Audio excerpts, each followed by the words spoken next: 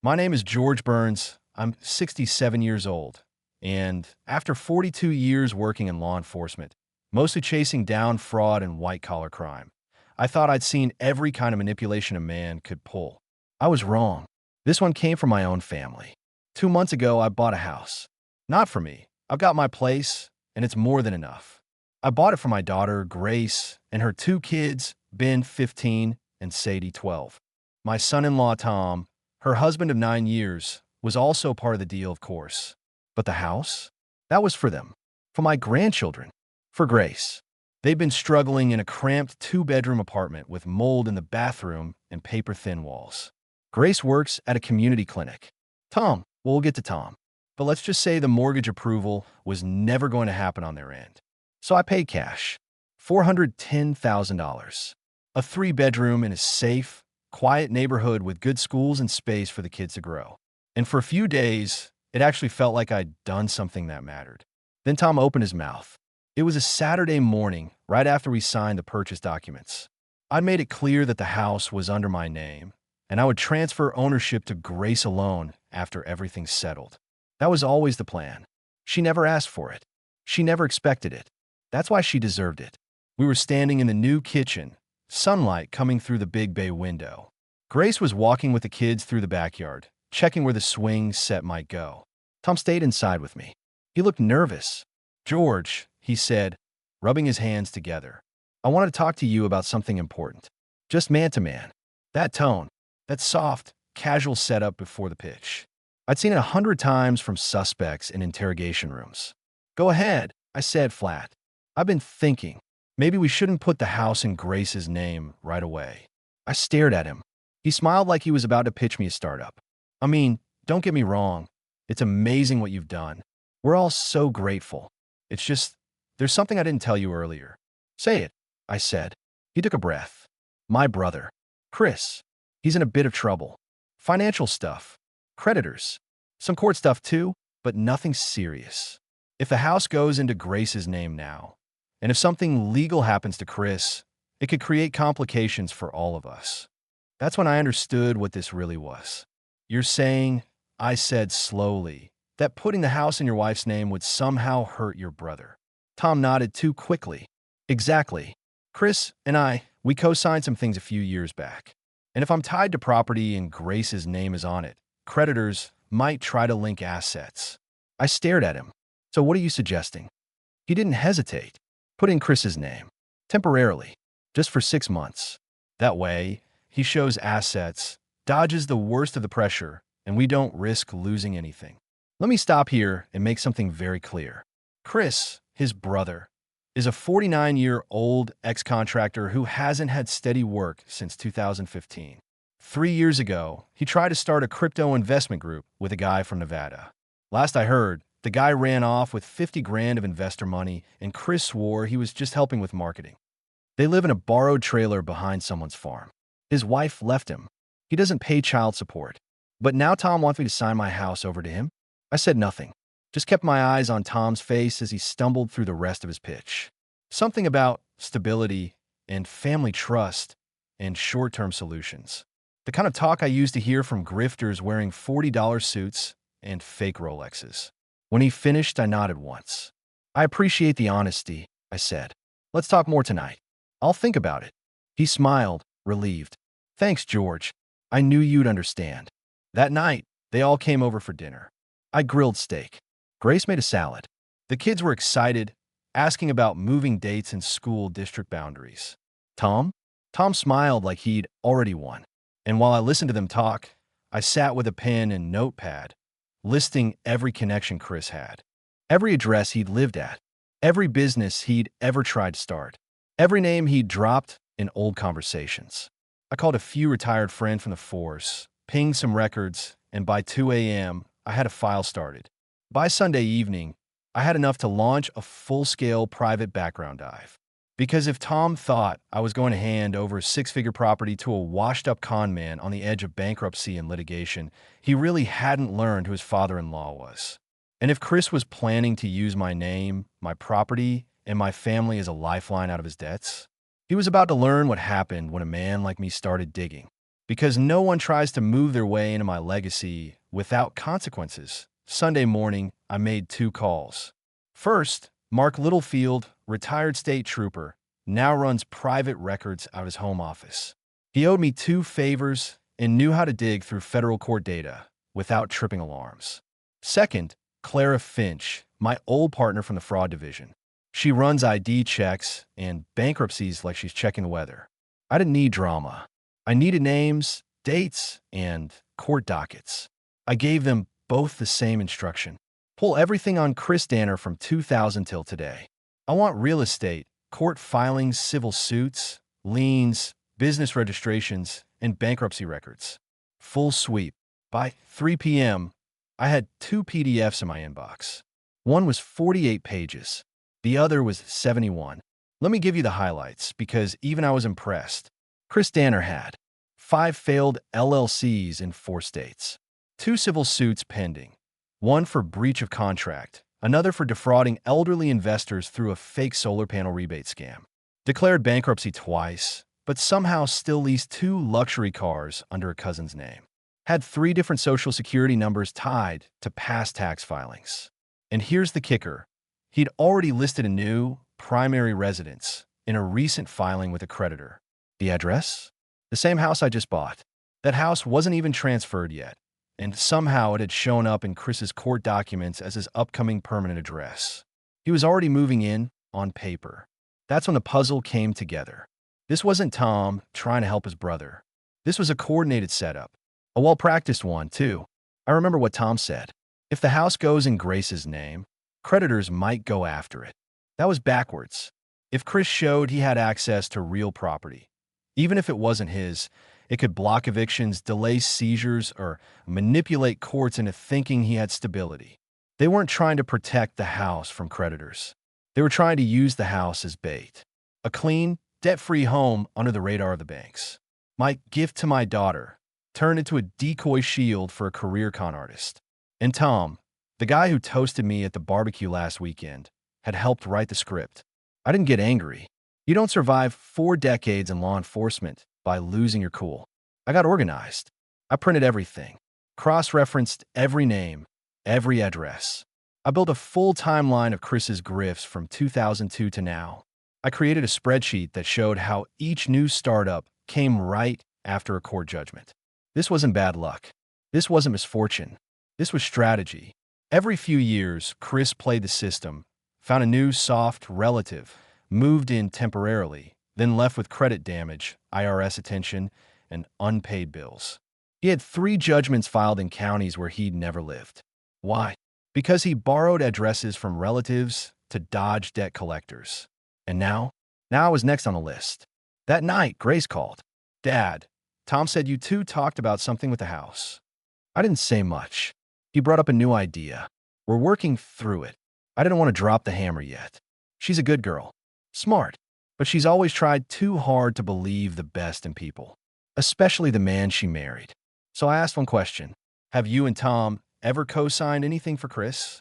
There was a pause. Then, I think, maybe a truck? Years ago. I'm not sure. Why? Just asking, I said. Let's grab lunch Wednesday.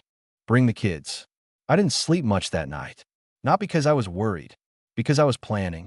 If Tom and Chris thought they were going to drag my last major gift to my family into a garbage fire of fraud and bankruptcy. They had another thing coming down on Monday. I invited Tom to lunch. He showed up wearing that same smug look, clean polo shirt, fake confidence, that little smile like he'd just gotten away with something. I didn't let it show, but I was already 5 steps ahead. We sat down at Miller's Diner, a place I've gone to for 20 years. The waitress poured my coffee without asking. Tom ordered chicken fingers like a child. I opened the conversation slow. So, I've been thinking about your suggestion. His eyes lit up. Yeah. I want to understand it better, I said, stirring my coffee. Let's walk through it again. You said it'd be better for your brother if the house didn't go under Grace's name. Right? He said like it was obvious. Because of the creditors. And, Chris is just trying to get on his feet. If he shows some assets, it'll calm things down. Just for a little while. I nodded slowly. And how long would a little while be? 6 months. Maybe less. Then we move it back to Grace? Exactly. No harm done. Just a legal buffer. Whose lawyer would handle that? I asked casually. He hesitated. I mean, I figured we'd use Chris's guy. He's already got someone working on his case. Of course. Use my house. Put in Chris's name. Handle it with Chris's lawyer. Everything stacked where they had control. I let him keep talking. Every time he explained it again, the story twisted slightly. First it was 6 months. Then it was until Chris settles a few things. Then it was just helping family. The usual script. And I let him believe I was softening. Let him believe I was buying it. I'll talk to Grace about it, I said. He nodded, grinning.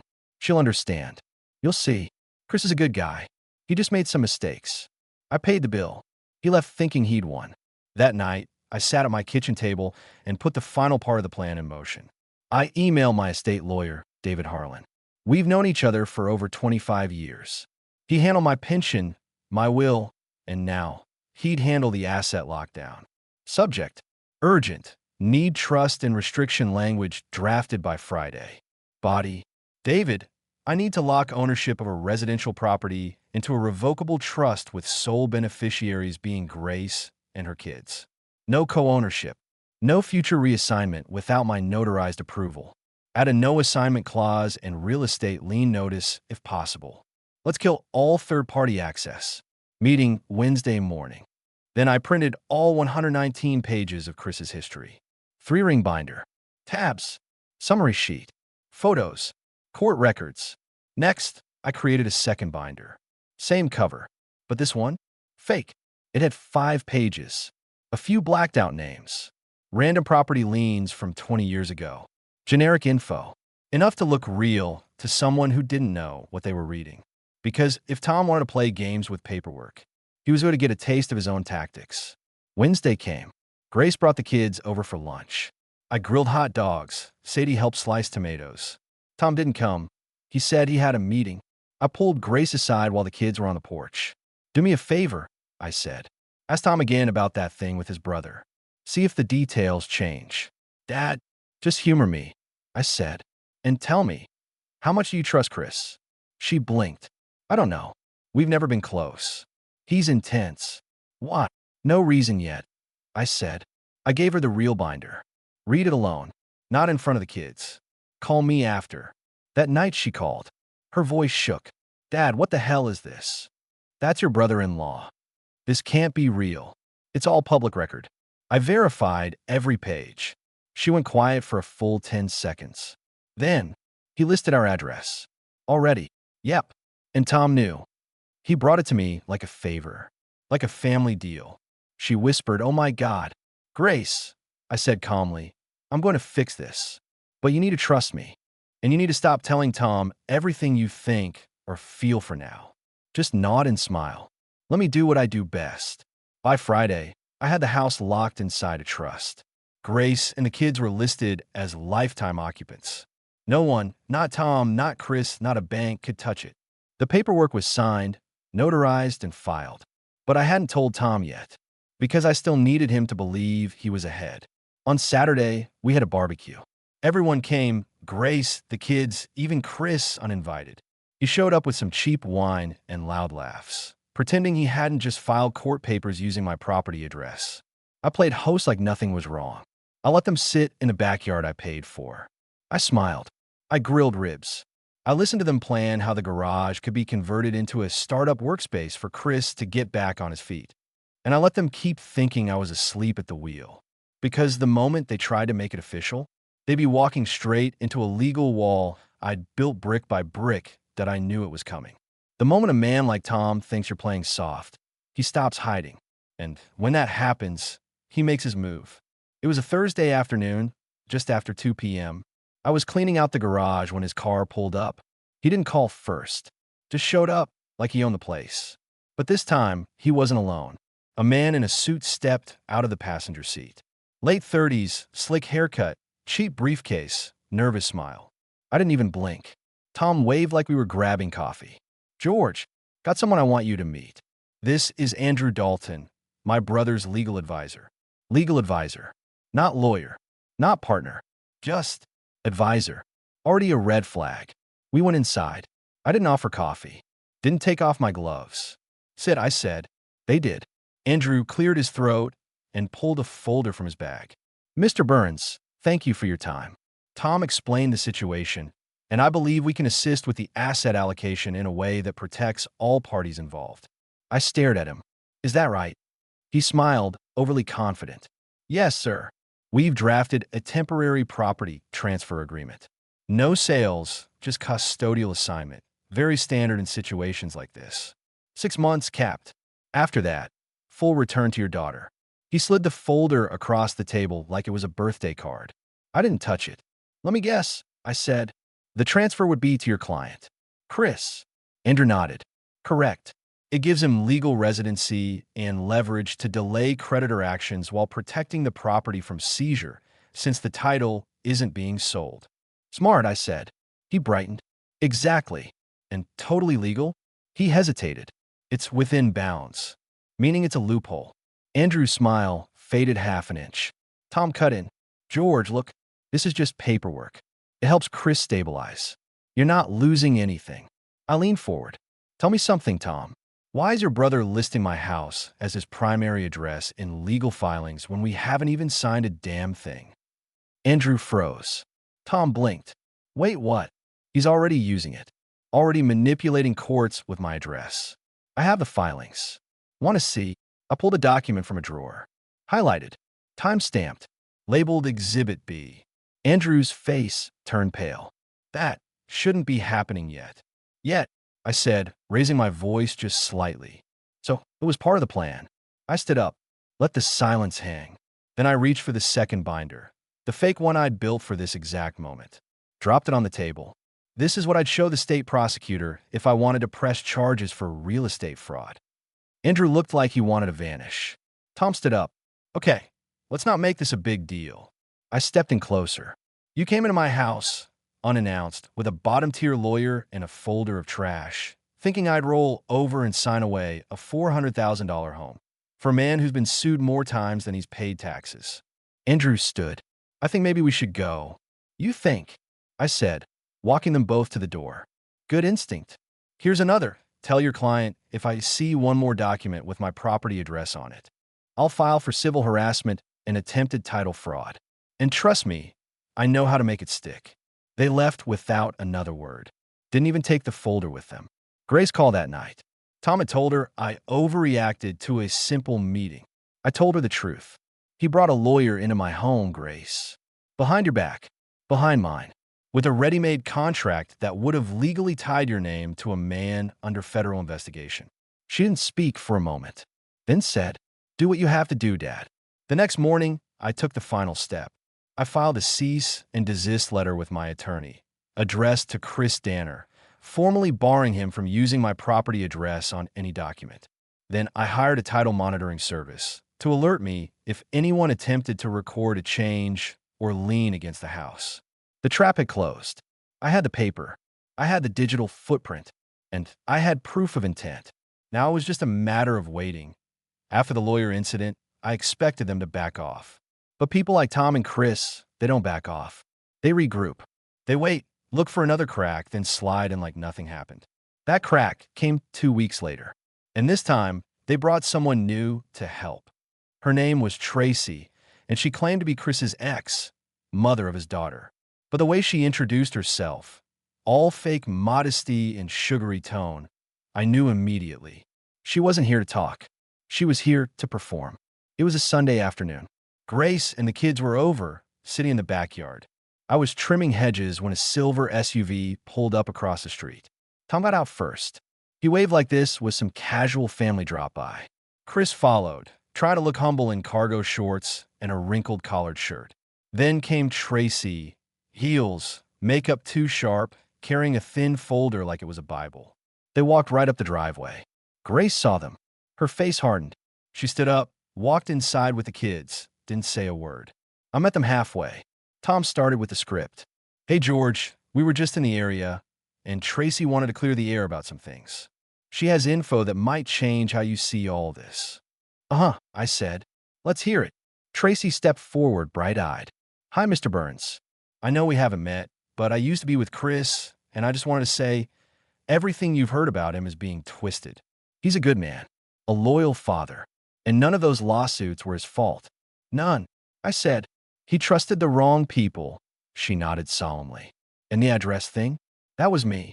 I submitted that paperwork, not Chris. She said it like she was confessing to stealing gum at a gas station. Then she handed me the folder. Inside were 2 pages.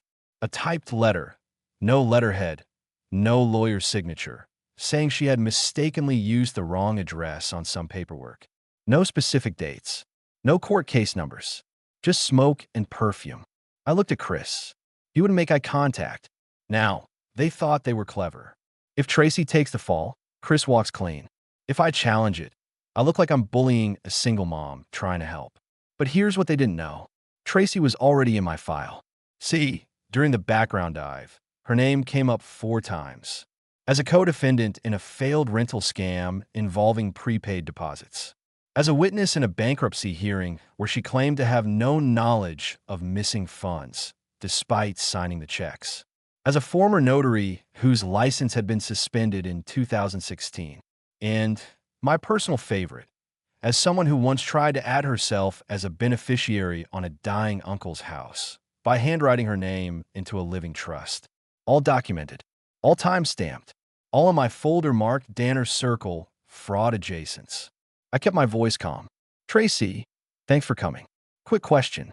That letter, when exactly did you fill out those court forms using my address? She blinked. I think it was March. Funny, because the filing shows a timestamp from February 18th, 11:42 a.m. You were in Arizona that week, according to a sworn affidavit you signed in another case. She froze. Chris swore under his breath. Tom looked like someone had pulled the rug out from under him. I continued. Second question. How do you get my address? Grace never met you. I've never spoken to you. Chris doesn't live here. So how exactly did you accidentally submit my property as a permanent residence? Silence. That's what I thought. I turned to Chris. You tried to use a fake witness to kill a paper trail, but you brought the wrong one. She's a longer fraud history than you do, and I've got it all printed, page by page. You picked the worst possible partner for a cleanup job. Chris snapped. I didn't tell her to come here. Tom jumped in. This is going too far, George. I cut him off. No, don't. Bringing a known scammer into my yard is going too far. Using fake filings is going too far. You had your shot. You brought your lawyer. You tried the paperwork shuffle. Now you're sending in the emotional diversion. I've seen this playbook before, and it ends badly for amateurs. I held up my phone. This entire conversation, recorded. The moment Tracy handed me that folder, it became evidence of intent. You want to explain to a judge why your client's ex is forging cover stories? They went pale. Tracy turned and walked straight to the car. Chris followed, muttering curses. Tom paused like he wanted to say something, but I was already done. You had your chance. Now I'll decide what to do with all this. That night, I called my lawyer again. David, I said, we may be dealing with coordinated fraud attempts. Prep a report package for review. I want it airtight, and I want it soon. It was time. For weeks, I'd been protecting Grace by keeping her half blind, feeding pieces, filtering the fire, shielding her from the worst of what her husband and his brother had been pulling. But after the stunt with Tracy, that changed. They weren't just trying to fool me anymore. They were using Grace's last name in fake filings, risking her liability. They'd crossed the line. So the next morning, I made a pot of coffee, printed a final copy of the full dossier, and texted my daughter. Come alone. No tom. We need to talk. Serious. She was at my house in 20 minutes. No muck-up. No irrungs. Hair tied up. I could tell. She already knew. We sat in the den. Door closed. I dropped the black binder on the coffee table. Everything is in there. You need to read it all. Word for word. She flipped it open. Saw the tabs. The court dockets. The timestamps. The highlighted texts. At first, she said nothing. Then, page by page, she started connecting dots I'd already put together. Chris listing her future home as his residence. Tom filing a joint affidavit last year to support one of Chris's bail applications. Tracy's suspended notary license. And the most damning, a draft grant deed transferring temporary custodial rights of my house signed by Tom. not me. He forged this, she said, holding the page. No, he drafted it, never filed it, but he was ready to. Grace clenched her jaw. He said it was just an idea, that Chris was desperate, that we'd help him until things stabilized. Grace, I said quietly, they're not desperate. They're opportunistic. There's a difference. I laid it out for her. Your husband didn't just suggest something dumb. He orchestrated a plan, brought in a lawyer, tried to get me to sign. When I didn't, they fabricated a cover-up and used a woman with a criminal past as a decoy. This isn't family miscommunication. This is structured fraud. She nodded slowly. I didn't want to believe it. But the dates match. The signatures. The names. I leaned forward. Grace, listen to me. The only reason none of this touched you legally is because I never transferred the house. If I had, even just to you, they'd be able to pull you into it. As a party, as collateral, as leverage. Tears welled in her eyes, but they didn't fall. Good. She wasn't breaking. So what happens now? She asked. I showed her the trust, clause by clause. Her and the kids as lifetime beneficiaries. Locked access. No third-party occupancy without court-reviewed approval. Auto-trigger alerts on any attempted title changes or liens. I also showed her the cease and desist letter served to Chris, and the recording of Tracy trying to cover the fake address filing. Then I showed her one more thing. A printed email from Tom, sent to Chris 3 months earlier with a subject line. Finally got the old man to bite. In it, he bragged about softening me up after the house purchase. Told Chris he'd run the idea by Grace later, but wanted to keep her out of the loop until it's safe. Grace stared at it for a long time. I can't believe he wrote that. He wrote it. He meant it. And he used your name, your future, and your kids as pawns. We sat in silence. Then she said it, quiet but solid. I'm done protecting him. That was the moment I knew she was waking up. What are you going to do? I asked. She straightened her back, closed the binder. I'm going to call a lawyer. Then I'm going to call Tom. And he's going to have one chance to explain before I file for separation. That night, Grace stayed at my house with the kids. Tom texted her 10 times. No reply. Chris sent a message through an unknown number. We just wanted a chance. I archived it. The next day, Grace met with Tom. She told him to meet her at a neutral spot, a quiet public cafe near her office. No kids, no witnesses except for the people close enough to hear when the truth cracked open. I didn't go, but she texted me a single line before she left. If he lies once, I'm done. It took less than 30 minutes. She called me afterward. Her voice was clear, dry, like a doctor reading a report after a diagnosis had already been confirmed. He denied everything, she said. Said Chris was confused, that I misunderstood, that you blew things out of proportion. What did you say? I handed him a copy of the email, the one where he told Chris you'd bit. I watched him go white. She paused. Then I asked him if he forged my name on anything. What did he say? He said, and I quote, "It's not like it would have mattered. It's all in the family." That was it. No apology. No remorse. Just that same tone I'd heard the first night he brought up his brother. Entitlement. Grace came home to my place with the kids, quietly packed a suitcase the next morning and took them to a short-term rental I helped her line up. She didn't yell. She didn't cry. She documented everything. The call logs, the texts, the emails, the folder, my affidavits. I helped her put together a file labeled Separation, Property Risk, and Protective Trust Evidence. By the end of the week, her attorney had it in hand. And Tom? He kept texting like nothing had changed. Let's not overreact. You're letting your dad control you. You're breaking this family over paperwork. He still didn't get it until the freeze order hit. That Monday, my attorney filed a formal notice of property protection to the local real estate board, citing attempted fraud, multiple risk indicators, and abuse of legal process. The house became untouchable. Any attempt to alter the title would trigger automatic investigation alerts. I made sure Tom got served a copy at work, printed in color, with a highlighted paragraph. Unauthorized attempts to claim residency, occupancy, or custodial rights will be treated as civil fraud. He called me that night. Didn't yell, didn't beg, just that fake calm voice again. George, you made your point, but you're going too far. You're turning Grace against me. We're supposed to be family. I let him talk, then said, family doesn't lie. Family doesn't forge. Family doesn't hand your name to a guy being chased by courts and call it love. You don't understand the pressure. No, I cut in. You don't understand what happens when you try to scam a man who spent 4 decades putting people like you behind bars. Silence. Then he whispered, so this is war now? No, Tom. This is consequences. The next morning, I filed one more report. This one didn't go to a lawyer. It went to Tom's employer. A professional conduct complaint, listing, attempted property manipulation, involvement in a fraudulent scheme, aiding in abuse of civil procedure. I attached copies of the trust, the letter, and a forged draft.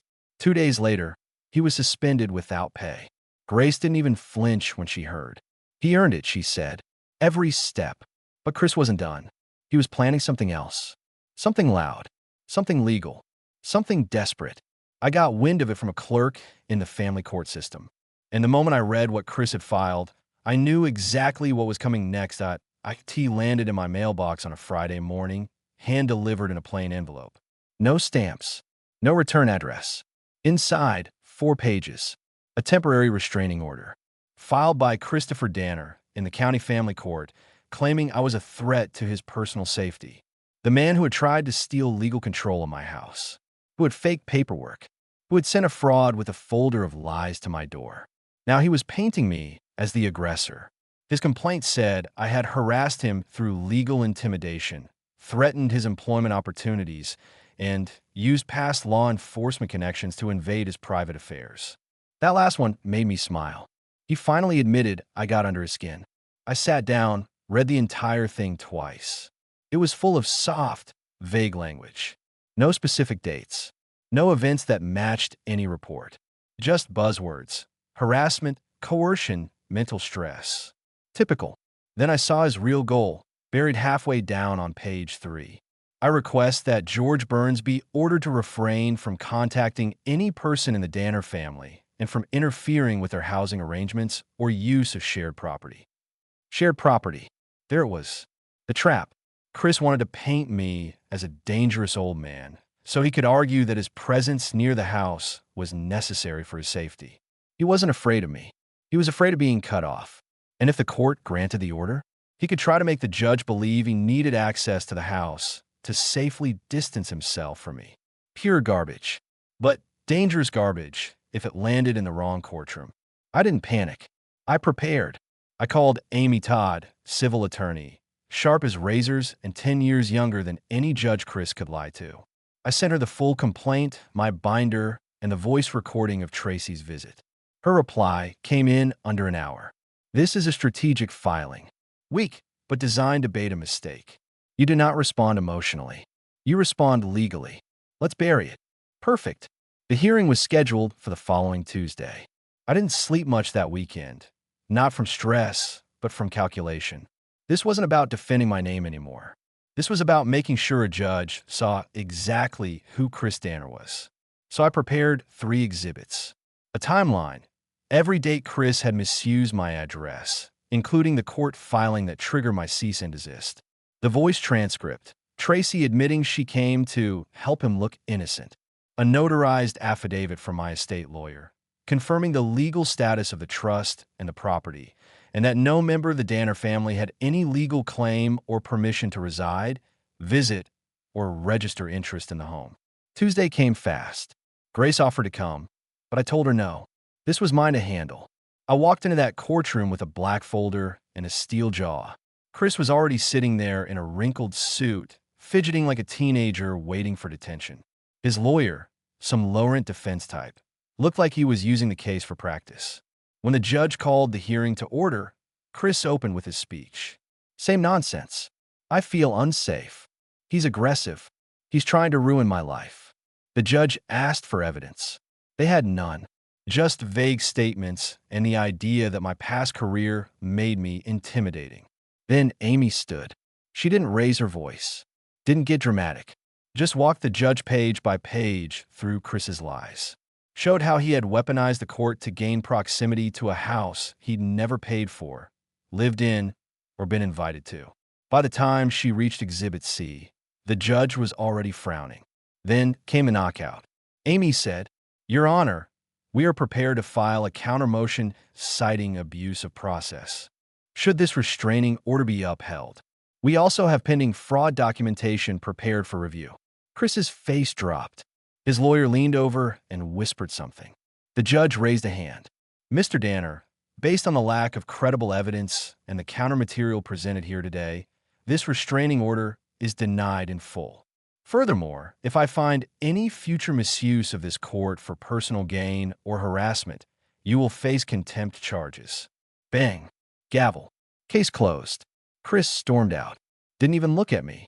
Good. Because that day, he learned something important. You don't use the court system as a crowbar. Not when the man on the other side helped build the damn walls. The restraining order was just the opening act. 3 days later, I got a call from a friend of mine, Samantha Lang, clerk at the county clerk's office. We'd worked together on identity theft cases back in the day. Her voice was low. "George, you need to see what just came across my desk. A transfer request for your property, filed by someone claiming joint occupancy rights." My stomach went still. "Whose name?" I asked. She paused. "It's not Chris. It's Tracy." That was the moment it clicked. Chris had switched tactics. He knew he couldn't touch the house himself, not with court eyes on him. So he'd pushed Tracy, that smooth-talking fraud with the soft voice, to file a motion instead. A backdoor claim to shared occupancy rights through implied tenancy. In plain English, she was trying to become a legal resident of my house, without my permission, so she could tie it up in court and stall any sale, transfer, or eviction. It was a classic land parasite maneuver. And if the court didn't catch it, she could buy months, maybe longer. I didn't wait. I drove straight to my attorney's office with Samantha's fax copy in hand. Amy read it once and muttered, "That's a squat and clog tactic. Illegal, but hard to prove if they have one thing." "Mail," I said. She had a letter in her hand when she came to my door. "That's enough," Amy nodded. "They'll say she was living there. Got mail there. Had verbal permission." I shook my head. Hell no. Time to beat them to it. That night, I went into war mode. Called Grace. Told her to bring all documents she had from the last 6 months. Her leasing agreement for her new rental. Proof of address changes. Emails from Tom mentioning the house. And the original message from Tracy. Then I called Mike Feldman, a licensed process server and one of the fastest legal bulldogs in the county. I paid extra for priority eviction filing against unauthorized occupancy claimants, naming Tracy and any known associates of Chris Danner. Filed it under my property trust authority. Stamped. Served. Locked. By sunrise, Tracy was holding a court-ordered cease and desist, plus a preemptive trespass warning from my local sheriff. The paper hit her hand while she was sipping coffee on a patio nowhere near my house, which only proved she didn't live there. The same day, I sent an affidavit packet to the county housing board. Proof of false occupancy claims. The timeline of Chris's fraud attempts. The failed restraining order. The new eviction filing. I labeled it pattern of targeted legal harassment for property acquisition. Then I made one last move. I contacted Channel 4's Legal Watchdog segment, a local broadcast that exposed civil abuse cases. I didn't name names, but I gave them enough. Fake mail, forged trust documents, fraudulent house claims, and a family attempting to illegally gain residency in a senior's estate without paying a dime. They bit and ran a teaser on the evening news. How far would you go to steal a house from an old man? We investigate a new legal loophole, and the family bold enough to try it. Tom texted Grace within an hour. "Tell your father to take down the news story, or I'll sue him." She replied with one sentence. "We didn't put your name in it." Feeling guilty, he didn't answer. Chris? Silent. Tracy? Vanished. But I wasn't finished, because I found one more thing. Something they hadn't counted on, and it would burn every last piece of their game to the ground. It took me 3 weeks. 3 weeks of combing through bank activity, subpoenas, and trust records. And then I saw it. An account buried inside a shell LLC, one I didn't recognize. The company was called Danner Legacy Holdings. Sounded official, innocent, but it wasn't mine, and it wasn't legal. I traced its creation. Registered 2 years ago. using my house's address. And the listed co-signers? Tom Danner, Christopher Danner. It hit me like a steel pipe. They had planned this long before I ever got sick. Before the trust. Before Grace moved out. They were building a fake company, using my address to position themselves for one thing. Take the house before I died. Inside that LLC account was $92,480. Where'd it come from? Rental payments. They had been subletting parts of the house on Airbnb and private agreements while I was hospitalized before I locked the place down. They never told me, never asked, just used my address, ran power, water, garbage on my dime, and pocketed the cash. I called Amy. She took one look and said, "We can freeze it. Report the LLC for tax fraud and unlawful use of private property. But that's not the win you want." She was right. I didn't just want them stopped. I wanted them documented. So I filed 3 motions. Fraudulent business operation using elder's property. Financial exploitation of a senior. Civil damages claim for the misuse of the trust. I also filed with the State Fraud Division, who launched an investigation into the Danner Legacy Holdings LLC. And since the house was held in a revocable trust, I had full legal standing. They thought I'd roll over. They thought if they filed enough fake papers, I'd die before I figured it out. Instead, they lost everything. The court froze the LLC. The $92,000 was seized as damages and applied toward the legal cost of removing their names from any financial ties to my address. Chris lost his job. Background checks caught the civil case. Tom's business took a hit. The Channel 4 story followed him online. Tracy?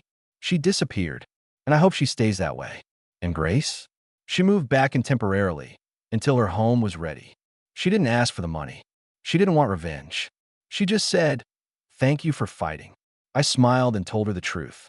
You don't raise your hand to steal from an old man who built a home brick by brick and buried memories in every corner. Especially not when that old man spent 40 years putting thieves in cages. Now, the house is quiet again. The locks are changed. The cameras stay on. And the title is protected by every legal firewall I could build. But I kept one thing as a reminder. A copy of the restraining order. Not because it hurt me, but because it proved what they feared most. That I didn't just survive their scam. I exposed it.